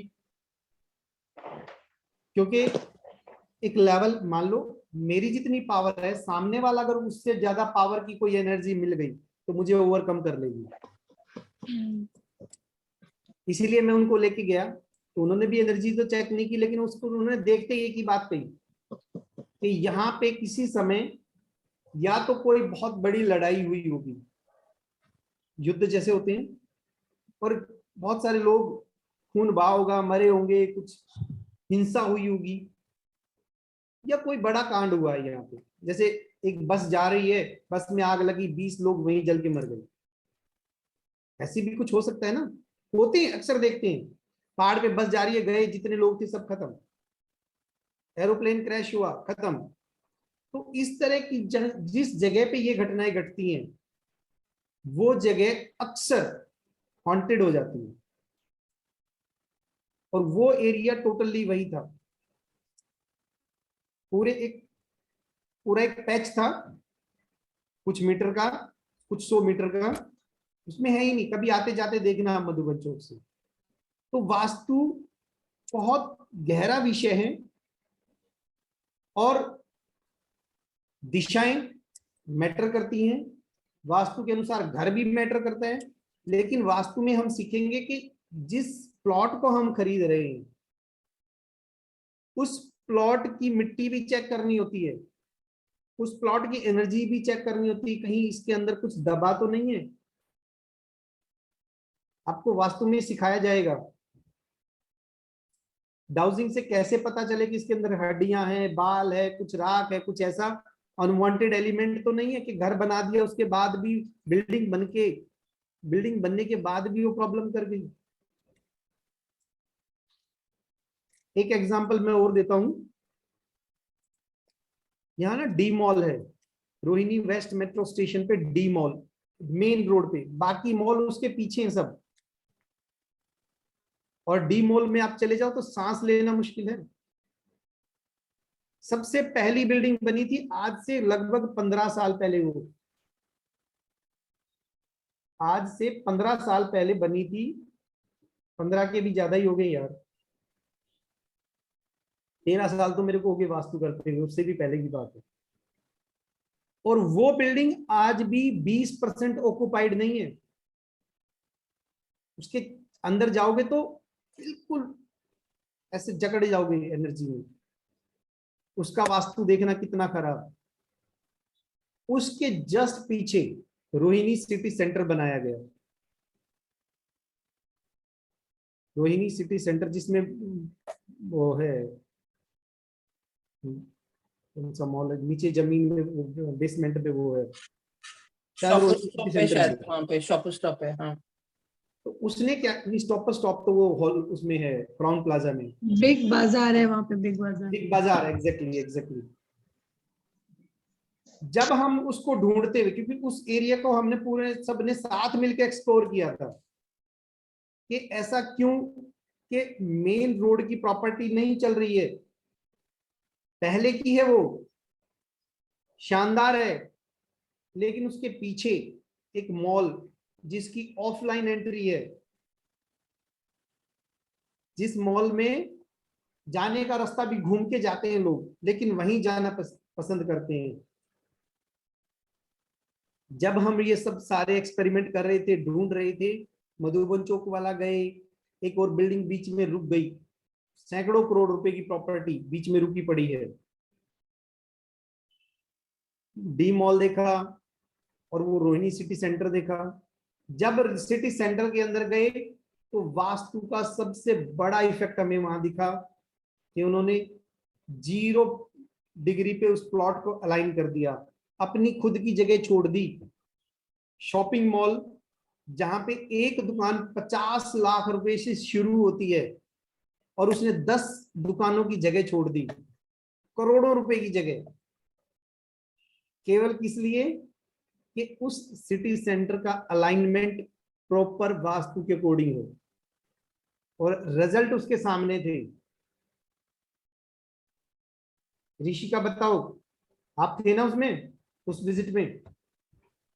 हाँ जी भैया। तो रोहिणी सिटी सेंटर का और उसका कंपैरिजन में उस टाइम पे क्या कैसा फील हो रहा था? उस बंदे ने कितनी पीछे जगह छोड़ रखी थी? जी, बल्कि उन्होंने वास्तु कंप्लायंस बनाने के लिए उसका साउथ बिल्कुल ब्लॉक कर दिया था, जिससे कि कोई भी नेगेटिविटी ना हो।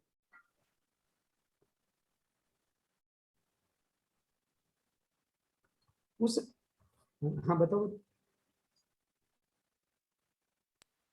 उस सेंटर में ना एक चीज और ये मैंने नोट की थी कि उसका ब्रह्मस्थल बिल्कुल खुला है, उसका सेंटर पार्ट बिल्कुल ओपन है, उसकी शॉप्स बिल्कुल साइड साइड में बनी हुई है, सेंटर का बहुत बड़ा ओपन एरिया उन्होंने छोड़ा हुआ है। एग्जैक्टली। और उसमें डी मॉल में सेंटर में उन्होंने पूरा सेंटर बर्बाद कर दिया, ब्रह्मस्थान। रोहिणी सिटी सेंटर का सेंटर खाली है, उसमें जो एक्सकेलेटर लगाए वो साइडों में लगाए, इसके ईस्ट और आई थिंक हाँ ईस्ट और वेस्ट में एस्केलेटर लगाए, सीढ़ियां वहीं दी, अदरवाइज डी मॉल वाले ने बीचों बीच कर दिया सब कुछ शामिल, और सीधा सा रिजल्ट है उसके हजारों करोड़ रुपए डूब गए। उसका इवन साउथ भी उन्होंने पूरा ब्लॉक किया हुआ था, है ना, उसका साउथ पूरा बंद था इसका, और नॉर्थ पूरा खुला हुआ था, ये पीछे वाले मॉल का।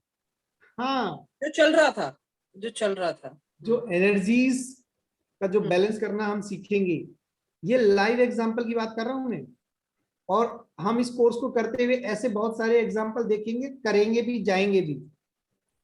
तो ये है वास्तु का इफेक्ट ऑफ वास्तु। ओके चलो जी, आज की क्लास बस इतनी, नेक्स्ट वीक करेंगे, कर लेना बातें चाहे जितनी, नेक्स्ट वीक बातें करेंगे हम, और जो भी क्वेरीज हैं आप अपने कोचिज से ऐसा नहीं कि आप मुझसे नहीं करेंगे, सबसे कर सकते हैं, जिसको जहां कंफर्टेबल लगे बातें कर सकते हैं, पूछ सकते हो। ओके बट जो असाइन कोच है वो मुझे लगता है कि मेरे से भी अच्छे आपको समझा देगा, क्योंकि वो नए नए कंसल्टेंट, उनको बहुत अच्छा नॉलेज भी है, एक्सपीरियंस भी, मेरे से ज्यादा तल्लीनता के साथ काम करते हैं वो। ओके जी।